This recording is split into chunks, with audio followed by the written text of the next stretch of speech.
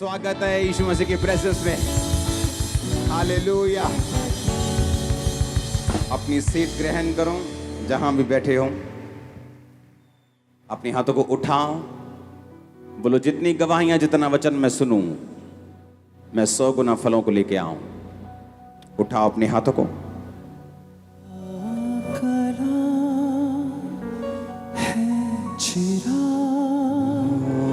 मेरी राहों की रोशनी अपने दिल में मैंने हालेलुया। उठाओ हाथों को। सुनो मेरी बात, ये भवन तैयार नहीं था, हम परमेश्वर ने धक्के से भेजा है हमें। और ये जो डिजाइन है ये भी पूरा हो जाएगा 1-2 हफ्तों में, तो डोंट वरी। उठाओ हाथों को, बोलो जितनी गवाहियां मैं सुनूं, जितना वचन मैं सुनूं, मैं 100 गुना फलों को लेके आऊं। मांगो ऊंची आवाज में।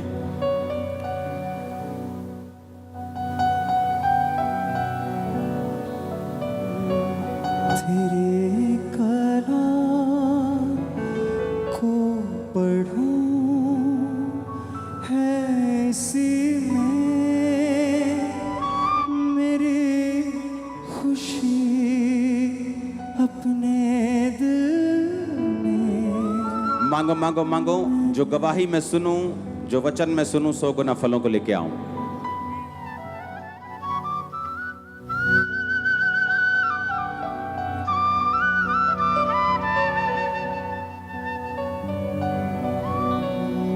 कितनी अच्छी अक्ल की बातें वो मुझे शहद से भी मीठी है। अपने हाथों को उठा के बोलो, परमेश्वर तेरा वचन आज मैं सुनूं और मैं सेम वापस ना जाऊं। प्रभु यीशु मसीह के नाम में तारीफ करो जोर से। ये पिलर्स आप देख रहे हो, ये अपने आप खड़े हैं, ये सपोर्ट नहीं है किसी भी चीज की। ये हटा दिए जाएंगे और ये पिलरलेस हॉल होगा कंप्लीट। इसकी गवाही मैं आपको अभी नहीं दूंगा, इसकी गवाही मैं आपको बाद में दूंगा। इसकी गवाही बहुत लंबी और बड़ी जबरदस्त है। तो अभी भी ये इसका डिजाइन अलग है, ये कंप्लीट हो जाएगा 1 हफ्ते में, 2 हफ्तों में। लेकिन अभी भी जो साउंड का जो गूंज है वो नहीं खत्म होगी जब तक हम इसे, जो कंप्लीट हमने सोचा है, ऑडिटोरियम नहीं बनाएंगे इसका। वो भी जल्दी बन जाएगा। आमीन। आप बिलीव करते हैं कि नहीं? बहुत सुंदर भवन प्रभु आपको दे रहे हैं। Very beautiful. इसका जो साउंड है वो अमेरिका से आया है, आ चुका है।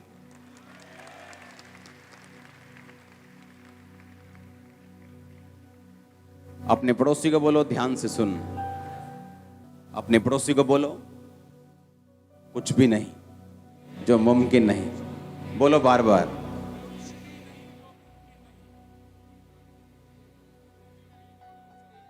आमीन। यीशु मसीह ने कहा जस्ट बिलीव, क्योंकि यीशु मसीह के पास जब बड़ी बड़ी बीमारियों के रोगी आते थे तो बोलते थे कि अगर तू कुछ कर सकता है, क्योंकि ये रोग बहुत बड़ा है।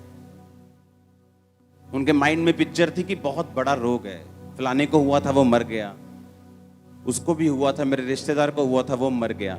अगर तू कुछ कर सकता है तो यीशु मसीह ने कहा तूने अगर क्यों बोला?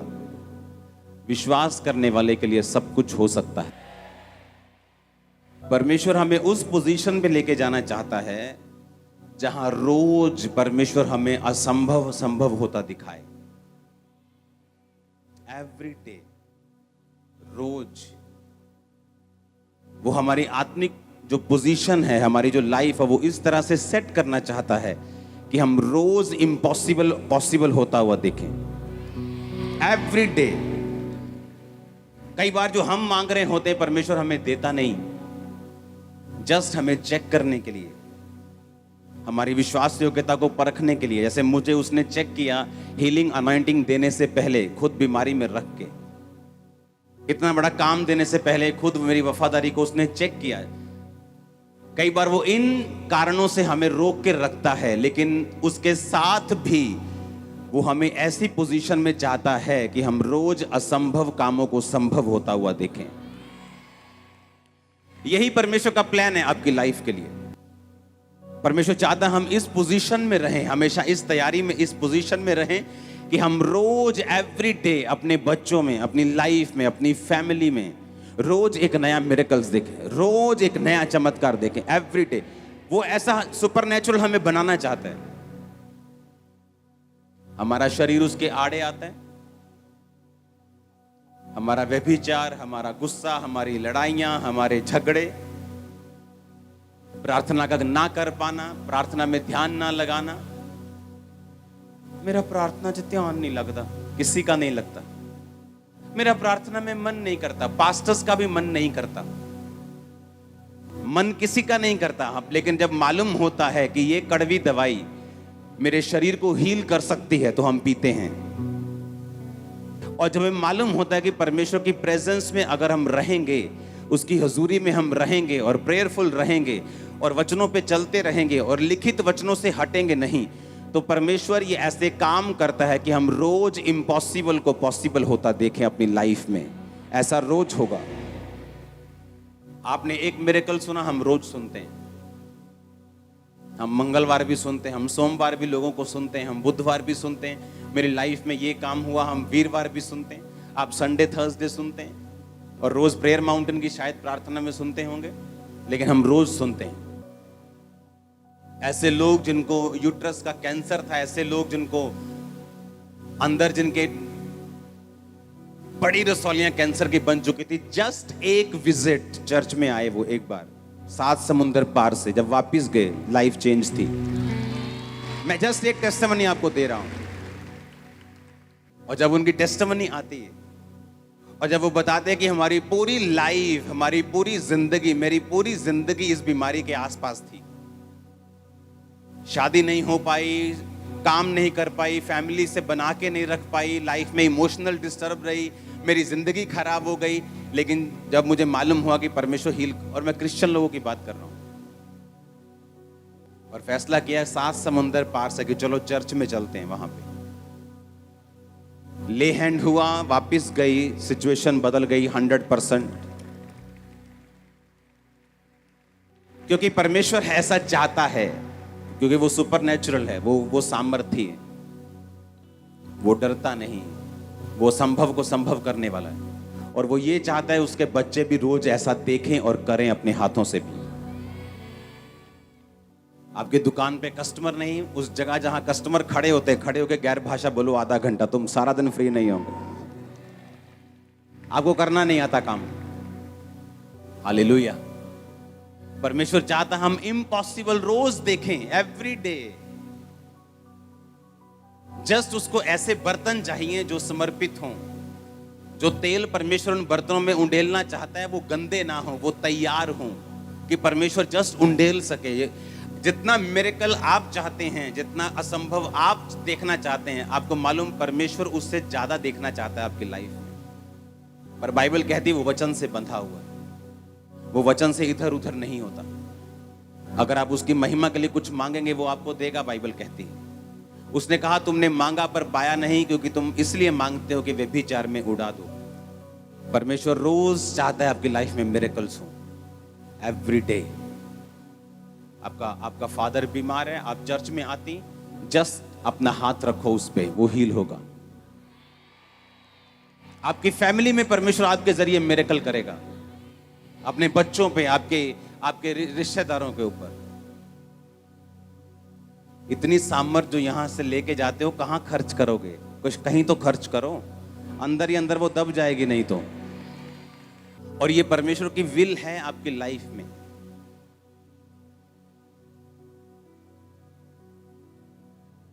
आपके हस्बैंड का माइंड एकदम से चेंज होने वाला है, सच कह रहा हूं। आपका फाइनेंस जिसके लिए आप 15 साल से इंतजार कर रहे हो, चेंज होने वाला एकदम से। परमेश्वर ये ठान चुका है आपकी लाइफ में मिरेकल करना।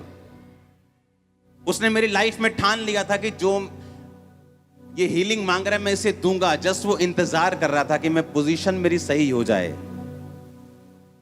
ऐसा ना हो कि मैं हीलिंग लेके भाग जाऊं। और परमेश्वर का जो सबसे बड़ा मकसद था हीलिंग के बाद मुझे इस्तेमाल करने का, वो पूरा ना हो, इसलिए उसने इंतजार किया कि पहले मैं इस्तेमाल होने के लिए तैयार हो जाऊं। वो आपके लाइफ में जो भी कर रहा है उसमें उसका एक बड़ा मकसद है। उस मकसद को बाय फेथ आप पकड़ के रख सकते हो। इसलिए वचन में लिखा है कि धर्मी जन विश्वास से जीवित रहेगा। धर्मी जन कैसे जीवित रहेगा? और वो ऐसा चाहता है आपकी लाइफ में। हम दूसरों की तरह नहीं, जिनका परमेश्वर सिर्फ कापियों में और किताबों में है। हमारा हमारे साथ चलता है। आमीन। वो मुर्दा नहीं है। हम उसकी पास्ट बातों में विश्वास नहीं करते। उसने किया था, वो आज भी जीवित है तो करता है। अगर कोई परमेश्वर है तो उसके लिए पुराने टाइम में काम करना और आज काम करना उसके लिए कोई फर्क नहीं है। जो टाइम पर काम आए बोलते हैं वही अपना है। जो आज काम करे वही परमेश्वर है। सब बोलते हैं ना, मैं भी तुम्हारा हूं, मैं भी तुम्हारा हूं। असी भैन जी कोई गल नहीं सी, तुसी आवाज मारियो कदी। हाँ, जिस दिन भैन जी ਨੂੰ ਲੋੜ ਪਈ ਤੇ ਭੈਣ ਜੀ ਨੇ फोन किया ਤੇ ਉਹ ਭੈਣ जी फोन ही नहीं ਚੱਕਦੀ, ਉਹ ਕੱਟੀ ਜਾਂਦੀ है ਅੱਗੋਂ। वो आपकी अपनी नहीं है। जो अपने होंगे वो एक SMS के बाद आपके घर के बाहर खड़े हो जाएंगे। और जो परमेश्वर जीवित होगा वो काम करेगा, बहाने नहीं मारेगा। आज से एक्सपेक्ट करना है, तैयारी रखनी है कि आपकी लाइफ में रोज मिरेकल्स हों। इस कॉन्शियसनेस में, इस विवेक में चलना है कि परमेश्वर मेरा जीवित है और वो मेरे साथ है और वो बड़े काम करेगा मेरी जिंदगी में अगर मैं उसके साथ अड़ा और खड़ा रहूंगा। तो आप अपनी फैमिली के मूसा बनने वाले हैं। आप अपनी फैमिली की एस्तर बनने वाली हैं। आप अपनी कम्युनिटी की दबोरा बनने वाली हैं। आप अपने लोगों के जोशुआ बनने वाले हैं। आमीन। ऊंचा ये बरकत आपकी है। Hallelujah, hallelujah, hallelujah. वो यही चाहता है आपकी लाइफ में। अपने पड़ोसी को बोलो, वो चाहता है रोज तेरी जिंदगी में बड़े काम करना। ये परमेश्वर का प्लान है आपकी लाइफ के लिए। क्या आप तैयार हैं? कैसे करनी है तैयारी? फाउंडेशन लगा के कैसे करनी है? आत्मा में रह के। हाँ, नीति वचन 8 उसकी 12 आयत को अपनी स्क्रीन के ऊपर पढ़ेंगे। मैं 3 गिनूंगा, हम 1 2 3 के बाद इकट्ठे पढ़ेंगे। 1 2 3। मैं जो बुद्धि हूं चतुराई में वास करती हूं और ज्ञान और विवेक को प्राप्त करती हूं। नीति वचन 1 उसका 7 पढ़ेंगे अभी। यहोवा का भय मानना बुद्धि का मूल है। बुद्धि और शिक्षा को मूढ़ लोग तुच्छ जानते हैं। फिर से पढ़ेंगे पहली आयत को। मैं जो बुद्धि हूं चतुराई में वास करती हूं और ज्ञान और विवेक को प्राप्त करती हूं। अब ध्यान से समझना, गहरा वचन है ये। उसने कहा मैं जो बुद्धि हूं, मैं जो विजडम हूं, चतुराई में वास करती हूं और ज्ञान और विवेक को प्राप्त करती हूं। बुद्धि क्या है? परमेश्वर ने के वचन में लिखा, यहोवा का भय मानना ही बुद्धि है। बुद्धि की शुरुआत है, विजडम की शुरुआत है, विजडम का मूल है, उसका मेन कारण है। यहोवा का जिसको भय है वो बुद्धि में है। इतना समझ आया कि नहीं आया? उसने कहा मैं जो बुद्धि हूं चतुराई में वास करती हूं। कौन था चतुर? यूसुफ चतुर आदमी था। एक चतुराई है शैतान वाली, एक चतुराई है परमेश्वर वाली। एक चतुराई किसकी है? शैतान की। एक चतुराई किसकी है? परमेश्वर की। जब उसने देखा कि पोतीफर की पत्नी मेरे साथ सेक्स करने के लिए, सोने के लिए मुझे इनवाइट कर रही है और मैं ऐसा नहीं कर सकता, उसने कहा वो वहां से भागा क्योंकि वो चतुर था। बुद्धि चतुराई में वास करती है। उसने ये नहीं कहा चलो मैं इसको काउंसलिंग देने की कोशिश करता हूं, इसको समझाने की कोशिश करता हूं, कोई बात नहीं, रूह बचाई जानी चाहिए थी। फिर जो रूह ने बैठना सी इदा करके आराम ना, फिर इदा करके ते जड़ी रूह ਨੂੰ बचाना सी, तो तू ही फंस जाना सी। समझ गए कि नहीं? जब उसने देखा कि व्यभिचार मेरे सामने, बाइबल कहती वो वहां से भागा। वो धर्मी था फिर भी भागा, क्योंकि बुद्धि किस में वास करती है? चतुराई में। जिस गली में व्यभिचार की थोड़ी सी प्रॉब्लम हो सकती है, मैं स्कूटर लेके भी उधर क्यों जाऊंगा? चाहे मुझे उधर से निकलना वैसे ही है, मैं किसी और गली से निकल जाऊंगा, उधर से नहीं जाऊंगा। मैं जो बुद्धि हूं, चतुराई में वास करती हूं। कहता मैं फिर ज्ञान और विवेक को प्राप्त करती हूं। कौन सा ज्ञान? ये वो ज्ञान नहीं जो आप किताबों में लेते हैं, जो स्कूल और कॉलेजेस में मिलता है। वो ज्ञान अच्छा है, लेकिन उस ज्ञान की परमेश्वर बात नहीं कर रहा है। ये ज्ञान उससे ऊपर है। ये ज्ञान वो ज्ञान है जो हेवनली है, जो स्पिरिचुअल है। ये ज्ञान वो है जब आप एक रात फैसला करते हैं कि मुझे, जो मेरा भाई, जो मेरा दोस्त मुझे पार्टनरशिप बिजनेस में करने के लिए बोल रहा है, मैं सुबह उसके पास जाता हूं और मैं जाके बोलता हूं कि ठीक है मैं तेरा पार्टनर बनने के लिए तैयार हूं। और जैसे ही आप सोते हैं, अगर आपके अंदर परमेश्वर की डर है, भय है, बुद्धि है, तो रात को आपको सपना आएगा कि सुबह मत जा। ज्ञान कौन सा वाला? वो जो ऊपर से आता है। यीशु मसीह ने कहा कितने पति हैं तेरे? उसने कहा मेरा तो अभी मैरिज। यीशु मसीह ने कहा तू कितने पति कर चुकी? कितने? 5 पति कर चुकी। उसने कहा मुझे ऐसा लगता है कि तू एक भविष्यद्वक्ता है। वो ज्ञान कहां से आया था? यीशु मसीह ने कहीं पढ़ा था? कहां से आया था? हेवन से आया था। जब आपके अंदर बुद्धि काम करना शुरू करती है, जो चतुराई के साथ काम करती है, परमेश्वर ने कहा वो ज्ञान और विवेक को प्राप्त करते हैं।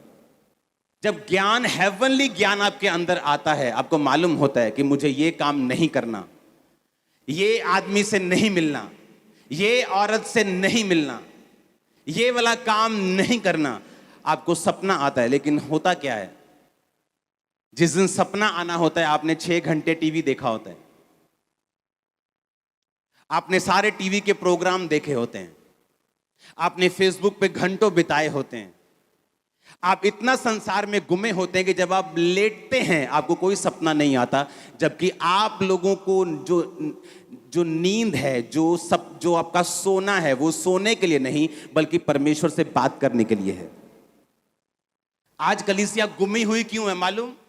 आज कलीसिया लॉस्ट क्यों है? आज क्रिश्चियन लोग जो हैं वो गुमे गुमे से क्यों हैं? ना तो अपने फाइनेंस में, ना लाइफ में, ना फैमिली में, ना सेहत में। हर तरफ उनको लगता है कि, ऐसा लगता है कि परमेश्वर है ही नहीं, क्योंकि उनके काम परमेश्वर वाले नहीं हैं। उसने कहा मैं जो बुद्धि हूं, किसमें वास करती हूं? अब मुझे मालूम है कल मुझे कहां जाना है? चर्च। आज क्या है? शनिवार। तो कल परमेश्वर मुझसे बात करे तो मैं शनिवार क्यों ना फास्ट रखूं? मैं फास्ट रखती हूं। मैं टीवी से दूर हूं आज, मैं अपनी सहेलियों से दूर हूं, मैं अपनी फालतू चीजों से दूर हूं, मोबाइल मैंने आज बंद कर दिया, मैं प्रार्थना में हूं। और रात आप सोए और परमेश्वर बात कर रहा है कि कल जब तू चर्च में जाएगी इस प्रेयर पॉइंट से प्रार्थना करना। आपने उस प्रेयर पॉइंट से प्रार्थना की, परमेश्वर ने मेरे कान में बात की, एक औरत यहां है जिसका ये है, जिसका वो। प्रोफेसी सिर्फ मुझ पे निर्भर नहीं करती। अगर मुझे असली करनी, अगर नकली करनी, तो मैं कोई भी दो जन ढूंढूंगा, उनका डाटा निकलवाऊंगा और सारी दुनिया के सामने बोलूंगा तेरे इतने बच्चे हैं, तेरा ये नाम है। वो वाली मुझे नहीं आती करनी। मैं आपको रियल वाली बता रहा हूं, जो मुश्किल है और कम लोग उसे करते हैं। हालेलुया। लेकिन जिस समय मुझे संडे चर्च आना था, मैं तो शाम को टीवी देख रहा था, मैं तो शाम को मोबाइल पे था, मैं तो पार्टी में गया था, मैं तो सभी दुनिया के कामों में बिजी था। मैं रात को 2 बजे सोया हूं, सुबह उठा हूं, परोंठे खाए हैं 5-7 और मैं चर्च में आ गया हूं। Hallelujah, hallelujah. अरे इतने परोंठे खा के चर्च में आओगे तो परमेश्वर कैसे बात करेंगे? अगर रात को हम इतने वर्ल्डली होके चलेंगे हमें मालूम है एक प्रेयर, एक प्रोफेटिक वर्ड, एक प्रभु का टच मेरी लाइफ को चेंज कर सकता है, मेरे पति को चेंज कर सकता है, मेरे कैंसर को चेंज कर सकता है, मेरी बीमारी को खत्म कर सकता है। पर क्या मैं उस टच के लिए तैयार हूं? यह क्वेश्चन अपने आप से पूछो। अगर मैं उस टच के लिए तैयार हूं तो रात को मैं टीवी में क्या देख रहा था फिर? अगर मैं उस टच के लिए तैयार हूं तो फोन पे क्यों लगा था फिर? अगर उस स्पर्श के लिए तैयार हूं तो कहां थी मेरी पवित्रताई? उस स्पर्श के लिए अगर तैयार हूं तो कहां थी मेरी प्रार्थना? वो तो है नहीं। लेकिन हम आके डिमांड करते हैं, परमेश्वर, जैसे मर्सिडीज के शोरूम के सामने हम रोज जाके बोले मुझे मर्सिडीज चाहिए लेकिन मैं पैसे साइकिल के दूंगा। वो बोलेगा भाई मर्सिडीज चाहिए, मर्सिडीज के पैसे ले आ। हम कैसे तुझे दे दें? हम नहीं दे सकते। उसने कहा मैं जो बुद्धि हूं किसमें वास करती हूं? नीति वचन कहता है, हे भोले लोगों, कब तक भोले बने रहोगे? कब तक परमेश्वर पे सारा कुछ छोड़ते रहोगे? जबकि परमेश्वर ने तुम्हें सारा सिस्टम दिया है। उसने अमीर होने के लिए तुम्हारे बीज बोने की व्यवस्था रखी है। उसने सामर्थ्य होने के लिए तुम्हारी प्रार्थना करने की व्यवस्था रखी है। उसने आवाज सुनने के लिए फास्टिंग की व्यवस्था रखी है। तुम कब तक वो नहीं छुओगे? और कब तक तुम भोले बने रहोगे? और कब तक भटके रहोगे? और कब तक तुम उसकी आवाज ना सुनोगे? हालेलुया। अगर मैं बुद्धि हूं, उसने कहा मैं जो बुद्धि हूं मैं चतुराई में वास करती हूं। मुझे मालूम है उस संगति में अगर मैं जाऊंगा तो मेरी स्पिरिचुअल लाइफ बिगड़ सकती है। मैं जानता अगर मैं उस दोस्त के साथ ज्यादा मिलूंगा तो मेरी स्पिरिचुअल लाइफ पे इफेक्ट हो सकता है। मैं तो कई पास्टर्स को नहीं देखता हूं, उनकी फेसबुक तक नहीं देखता हूं, क्योंकि जब वो फेक करते हैं और आप उनके अच्छे रिजल्ट्स को देखते हैं वो आपको प्रभावित करती है, लेकिन आपको मालूम नहीं फ्यूचर में उनके साथ क्या होगा। जब मुझे मालूम है परमेश्वर की बुद्धि चतुराई में वास करती है, मुझे चतुर होना पड़ेगा, मुझे चालाक होना पड़ेगा। सांपों की तरह यीशु मसीह ने कहा तुम्हें चालाक और बुद्धिमान होना पड़ेगा। उसने सांप की एग्जांपल दी। यीशु मसीह ने कहा सांप की तरह बुद्धिमान बनो। कबूतर के नाई क्या बनो? भोले बनो। कबूतर को पकड़ लो, वो आपको चोंच नहीं मारता, वो आप पे अटैक नहीं करता। उसने हमें कबूतर की तरह बनने के लिए बोला कि अटैक मत करो। उसने हमें सांपों की तरह बुद्धिमान होने के लिए बोला कि जब आप उसको पकड़ने की कोशिश करते हैं वो छुप जाता है और भाग जाता है। उसने हमें इस तरह से चतुराई में वास करने के लिए बोला। जब यीशु मसीह को मालूम हुआ कि मुझे, जब यीशु मसीह के मिरेकल्स देखे, जब लंगड़े चलते देखे, तो लोगों ने फैसला किया कि इसको उठाओ। यीशु मसीह को पॉलिटिकल लोगों ने फैसला किया कि इसको राजा बनाते हैं, इसके साथ पब्लिक बहुत है, इसको खड़ा करते हैं सीएम के लिए, इसको पब्लिक बहुत है, इसको एमपी खड़ा करते हैं। बाइबल कहती जैसे यीशु मसीह ने जान लिया कि मुझे राजा बनाने के लिए पकड़ना चाहते, उसने बहस नहीं की, वो वहां से चतुराई से निकल गए और पहाड़ पे प्रार्थना करने के लिए चले गए। मैं जो बुद्धि हूं चतुराई में वास करती हूं। वो प्रार्थना करने के लिए गए, प्रार्थना की, वापिस आए, लोगों का दिमाग चेंज हो चुका था। लोगों के साथ बहस करने से, लोगों को समझाने से, लोगों को ऑफेंड करने से यीशु मसीह को यह अच्छा लगा कि वो परमेश्वर के प्रेजेंस में चले जाएं। अपने मोती सूरों के आगे पवित्र वस्तुएं कुत्तों को मत। लेकिन ये बुद्धि कैसे काम करती है? जब आप परमेश्वर का भय मानना लिखा उस बुद्धि का मूल है। और वो किसको प्राप्त करती हैं? ज्ञान को। कौन सा ज्ञान? जो हेवनली है, हेवनली ज्ञान। कि आने वाले समय में लोग टीवी पर देखेंगे, हजारों लोग, आज 1000 लाखों लोग ब्रांचेस में बैठे हुए हैं, टीवी पे देख रहे हैं। ज्ञान कहां से आया था? ये ज्ञान, ये टेक्नोलॉजी वाला ज्ञान नहीं था, कि उस समय टेक्नोलॉजी थी नहीं ऐसी जब मैं ये प्रोफेटिक वर्ड दे रहा था लोगों को। इंटरनेट नहीं था लोगों के पास। टेक्नोलॉजी छोड़ो। जब परमेश्वर आपको ज्ञान देता है, वो ज्ञान कौन सा होता है? वो आपके परिवार के लिए होता है, आपके हस्बैंड के लिए होता है, आपके बच्चों के लिए होता है, आपके बिजनेस के लिए होता है, आपकी जॉब के लिए होता है, आपके पार्टनर को कैसे चुनना है, वो ज्ञान परमेश्वर हेवनली आपको देता है। आज कितने हजारों क्रिश्चियंस हैं जो रॉन्ग मैरिजेस में फंसे हुए हैं, क्योंकि ज्ञान नहीं था। कौन सा वाला? हेवनली। जब चुनने का समय आया मालूम नहीं था, जिनकी सुननी चाहिए थी उनकी सुनी नहीं, और खुद परमेश्वर से कोई संबंध था नहीं, क्योंकि परमेश्वर ने कहा मैं जो बुद्धि हूं, बाइबल कहती है चांदी और सोने और कुंदन से भी अधिक मूल्य किसका है? बुद्धि का। उसने कहा सोने की इच्छा मत रखो, चांदी की इच्छा मत रखो, बुद्धि की इच्छा रखो, वो सोना और चांदी भी आ जाएगा। हालेलुया। जब सुलेमान ने परमेश्वर से मांगा, उसने इसी बुद्धि को मांगा, उसे मालूम था। और परमेश्वर ने कहा जब मैं तुझे बुद्धि देता हूं तो उसके पीछे पीछे ऐश्वर्य भी आएगा, पैसा भी आएगा, ताकत भी आएगी, जीत भी आएगी, क्योंकि तूने सही चीज मांगी है। और कैसे आएगी ये बुद्धि?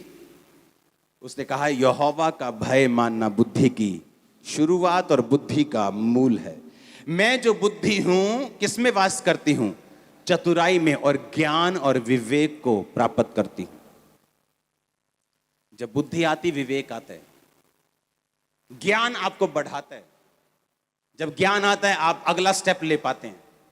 जब ज्ञान आता है आप अपनी लाइफ के नेक्स्ट लेवल पे चले जाते हैं। जब ज्ञान आता है आप अपनी लाइफ के एक नई हिट को, नया नया सिक्सर मारते हैं आप अपनी लाइफ में। जब ज्ञान आता है, क्योंकि वो हेवनली होता है। जो ज्ञान ऊपर से आता है वो फेल नहीं होता। आप नीचे के ज्ञान से कोई बिजनेस खोल सकते हो कि इस इलाके में ये बिजनेस चल सकता है, और वो चल भी सकता है, लेकिन जो ज्ञान, और फेल भी हो सकता है, लेकिन जो ज्ञान ऊपर से आएगा वो कभी फेल नहीं होगा। और मैं उस ज्ञान की बात नहीं कर रहा हूं, ये ज्ञान आपकी लाइफ के लिए पर्सनल होता है। ये बाइबल के शब्दों का ज्ञान मैं बात नहीं कर रहा हूं। आपकी लाइफ में आपको क्या चाहिए और वो कैसे होगा, आपके बिजनेस में आपको क्या करना है, पर्सनल लाइफ में क्या करना है, मैं उस ज्ञान की बात कर रहा हूं। आप मेरी बात समझ रहे कि नहीं?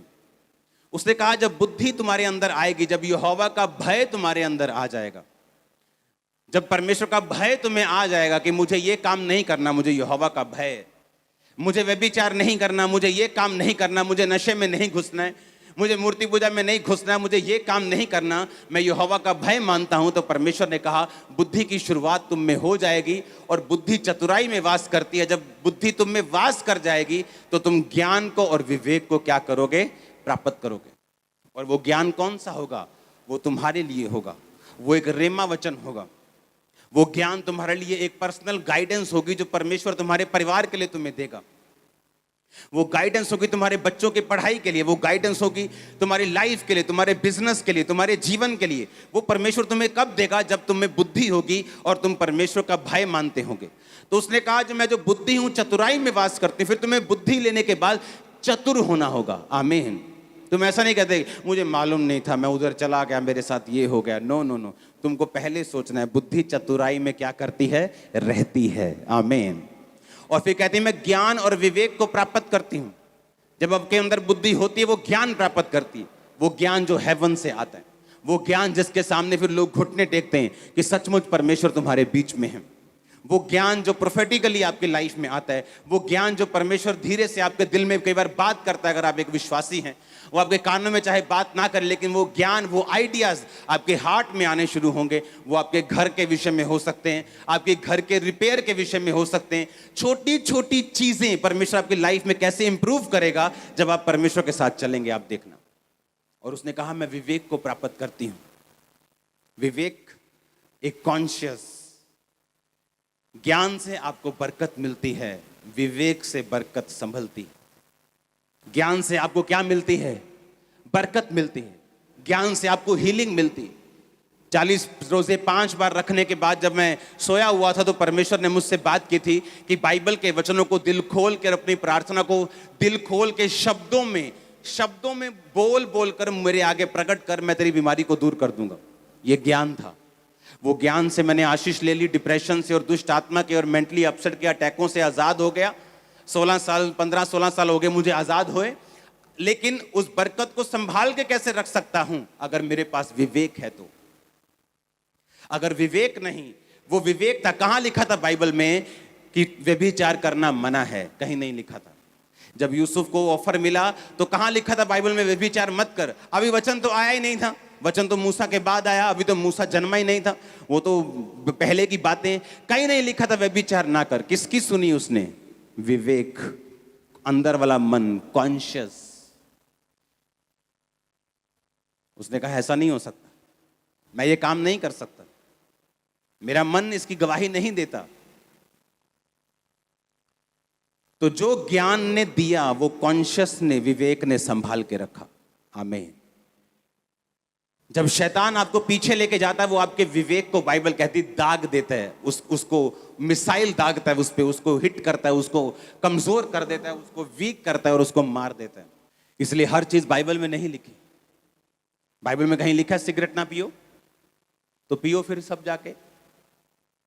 कहां लिखा है ना पियो? कहां लिखा है? यहां लिखा है ना पियो। विवेक में लिखा है। कहां लिखा था कि टाइथ देना है? जब अब्राहम ने कहा मैं तुझे टाइथ दूंगा, कहीं नहीं लिखा था। उसको मालूम था कि मेरा परमेश्वर के साथ एक संबंध है, एक वाचा है, मैं अपने टाइथ को पे करूंगा। जब लोग इसको नए नियम से, पुराने नियम से प्रीच करने की कोशिश करते हैं, वो अपनी डॉक्ट्रिन्स को रैंडमली चेंज करते रहते। देना चाहिए, कोई कहता नहीं देना चाहिए, क्योंकि ये प्रीचिंग नहीं, ये एक टीचिंग नहीं, ये डॉक्ट्रिन नहीं, ये एक वाचा है परमेश्वर के साथ। अगर मैं प्यार करता हूं तो मैं प्रभु को दूंगा। तो कहां लिखा था? कहीं नहीं लिखा। मैं जो बुद्धि हूं, इसलिए उसने कहा अगर तुम में बुद्धि होगी तो तुम ज्ञान को और विवेक को प्राप्त करोगे। वो विवेक होगा जो तुम्हें बीज खाने के लिए मना करेगा, जो तुम्हें टाइट खाने के लिए मना करेगा। वो विवेक होगा जो तुम्हें ऐसी संसारिक चीजों से दूर रहने के लिए बोलेगा कि तुझे दूर रहना है ताकि परमेश्वर तुझसे कांटेक्ट कर सके। आप मानेंगे नहीं, मैं हॉल में नहीं आया हूं, अभी आया हूं हॉल में, लेकिन इस हॉल में जो हुआ, मैंने आने से पहले सपना देखा एग्जैक्ट चीजों का, एग्जैक्ट चीजों का। मैं कह रहा हूं एग्जैक्ट जो हुआ, बारिश से पहले मैंने सपना देखा, क्योंकि मैं तैयार था कल से उसके लिए। आज आपके कान खुल चुके हैं अगर आप चेक करेंगे तो,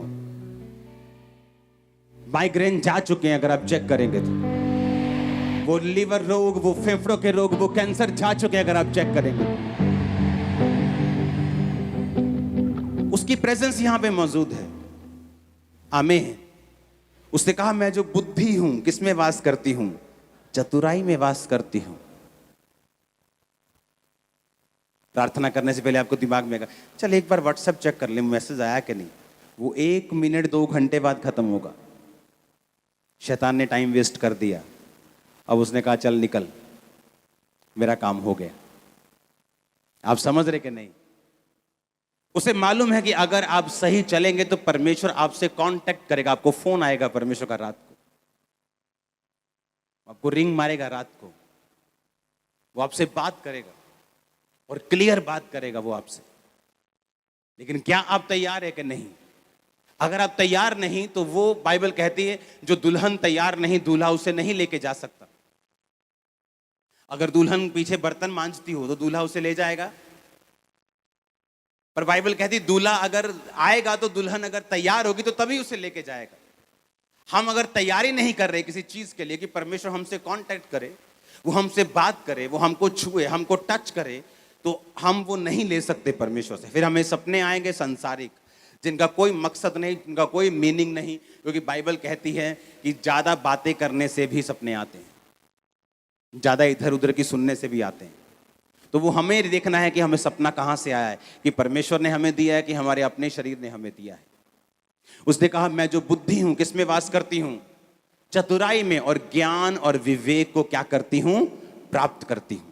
जब विवेक आपके लाइफ में होता है, फिर आप ढूंढने नहीं लगते कि बाइबल में ये लिखा है कि नहीं। आपको मालूम है शराब नहीं पीनी, आपको मालूम है ये काम नहीं करना, आपको मालूम है मुझे ये गलत पैसा नहीं कमाना, मुझे ये रॉन्ग चीज़ें नहीं करनी, मुझे ये काम नहीं करना, आपको मालूम होता है।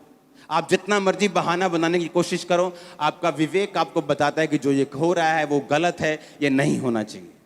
हालेलुया। कितने इन बातों को समझ रहे हैं? और बुद्धि कैसे मिलती है? यहोवा का भय बुद्धि की क्या है? इसका मतलब अगर मुझे यहोवा का भय है, मैं परमेश्वर का डर मानता हूं, पाप से दूर रहता हूं, तो ये सब चीजें मेरी लाइफ में होनी शुरू हो जाएंगी। वो कांटेक्ट करेगा, वो टच करेगा, वो हील करेगा, वो डिलीवर भी करेगा, वो ज्ञान देगा, वो विवेक देगा, वो संभाल के रखेगा, वो आगे भी लेके जाएगा। आप मेरी बात समझ रहे कि नहीं? मैं जो बुद्धि हूं, कहां वास करती हूं? चतुराई में वास करती हूं।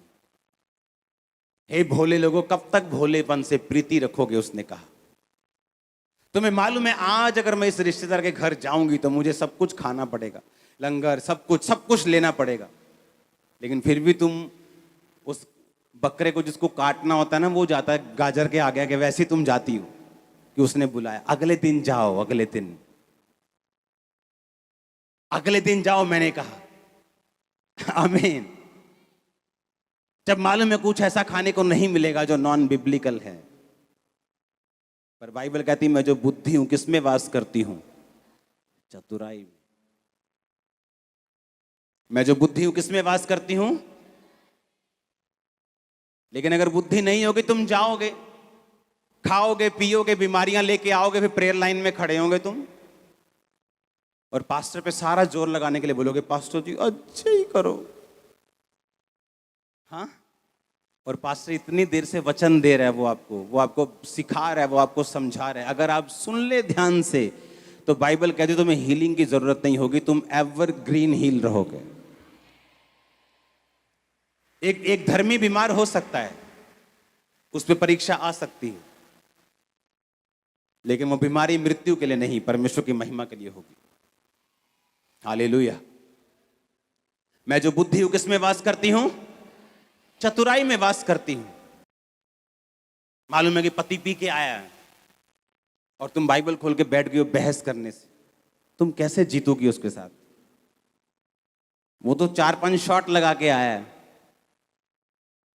चतुराई में वास करती, तुम चुप करके सो जाओ, सुबह कान पकड़ोगी, आ जा भी हूं दस दे तेन।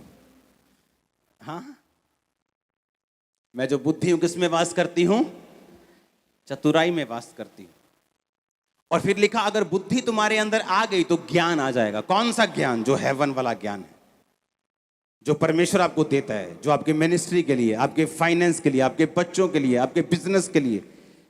वो ज्ञान जब आपको मिलता है आप दूसरों से अलग होते हैं, और जो काम परमेश्वर आपको करने के लिए बोलता है उसमें आप कभी फेल नहीं होते, और ना कभी आप फेल होंगे यीशु मसीह के सामर्थ्य नाम में। Hallelujah, hallelujah. आप तैयार हैं क्या? आज से बुद्धि अपने अंदर रखनी है।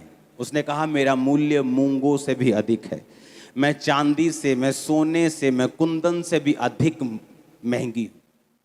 जब बुद्धि एक बार आ गई आपके अंदर, उसके बाद जो आपके लिए ज्ञान होगा वो भी आपके अंदर आ जाएगा। और ये वो ज्ञान नहीं जो आप कॉलेजेस में ले सकते हैं, ये वो ज्ञान नहीं जो 40 साल के बाद भी पढ़ के आपको नहीं मिल सकता। ये वो ज्ञान है जो ऊपर से आता है, जो फेल नहीं होता, जो पुराना नहीं होता, जो एवर अपडेटेड सॉफ्टवेयर है उनका, वो वहां से आता है। आमीन। जो आज भी काम करता है, अभी भी काम करता है। वो फॉर्मूलाज कभी पुराने नहीं हुए, वो आपको मिलेंगे यीशु के नाम में। मैंने कहा वो आपको मिलेंगे यीशु मसीह के नाम में। एक बात याद रखो, धर्मी बातों में चलने के लिए, धर्म की बातों में चलने के लिए, परमेश्वर में चलने के लिए आपको हमेशा प्राइस पे करना होगा, मूल्य अदा करना होगा। आपको कई बार लाइफ बोरिंग लगेगी, लेकिन आपको करना होगा, क्योंकि जो इंटरेस्टिंग उसके बाद होगी वो बड़े बड़े सेलिब्रिटीज की नहीं होगी। तो पहले फैसला कर लो कि मुझे पहले ऐसी लाइफ जीनी है और बाद में कैसी जीनी है, या मुझे नॉर्मल हमेशा के लिए रहना है। हालेलुया। अगर आपको आज स्पर्श चाहिए था तो कल आपने कितनी प्रार्थना की है? अगर आपको आज चाहिए आपका हस्बैंड बदले तो पिछले महीने से आपने कितने घंटे रोज प्रार्थना की है? आपने कितनी बार परमेश्वर का वचन पढ़ा है? आपने कितने संडे मिस किए? कितने हफ्ते आपने फास्ट नहीं रखे? हालेलुया। अपने हाथों को उठा। मैं जो बुद्धि हूं चतुराई में वास करती हूं, ज्ञान और विवेक को प्राप्त करती हूं। खुदा मुझे ज्ञान दे और मुझे विवेक दे। आज से मैं तेरा भय मानता हूं, आज से मैं तेरा भय मानती हूं। मुझे ज्ञान दे, मुझे विवेक दे।